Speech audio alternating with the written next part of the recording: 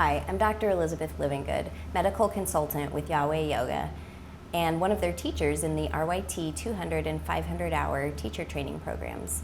I'm also a yoga instructor and a naturopathic doctor practicing in Phoenix, Arizona. So what do you do if your labs come back completely normal, but you still feel terrible? You've heard the story, right? You go to the doctor expecting to find out what's wrong with me, why do I feel like this, only to hear, your labs look great, everything's normal, but you know something's not right. So what do you do when your labs come back normal? First, it is actually possible for labs to have errors. So it might be worth asking your doctor if it's worth retesting. If your doctor was looking for something specifically correlated to a symptom and it didn't show up, he or she might be willing to retest for that particular lab marker. Keep in mind, insurance companies probably won't pay for the same lab twice, so ask about cash prices at any of the major labs or even smaller labs. They have great cash prices for retesting. Second, consider the possibility that normal lab results are expected in some cases. For example, fibromyalgia, irritable bowel syndrome, neurologic disorders such as depression, anxiety, and sleep apnea and TMJ all would have normal lab markers, so this might be a reasonable result. Lab results might also be normal if the appropriate lab was not run. For example, fatigue and night sweats might be symptoms of something we have here in Phoenix called valley fever, but if the labs were not tested for the antibodies to that organism, then we wouldn't know if you have valley fever or not.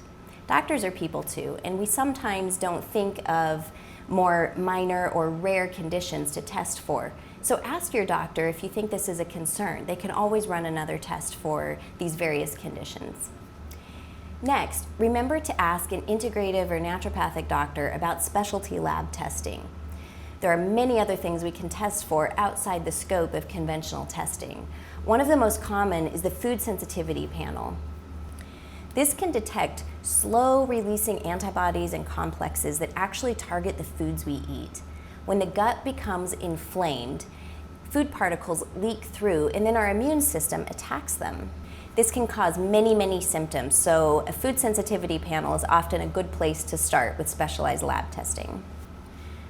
Other specialized tests include heavy metal testing, environmental toxin testing, which looks for things like pesticides, in-depth panels for your lipids and thyroid, as well as micronutrients, neurotransmitter metabolites, and even candida testing.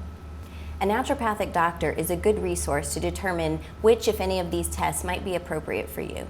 Finally, be persistent and stay encouraged. There are many positive things you can do for your health, even without having a definitive diagnosis or a lab result to guide you. Remember that diet, lifestyle changes like adding exercise in and keeping up with your spiritual practice can all make wonderful improvements to your health. You may contact me at drlivengood@yahwehyoga.com or visit my website, drelizabethlivengood.com. I can see patients in person in Phoenix, Arizona, or via telemedicine anywhere in the world.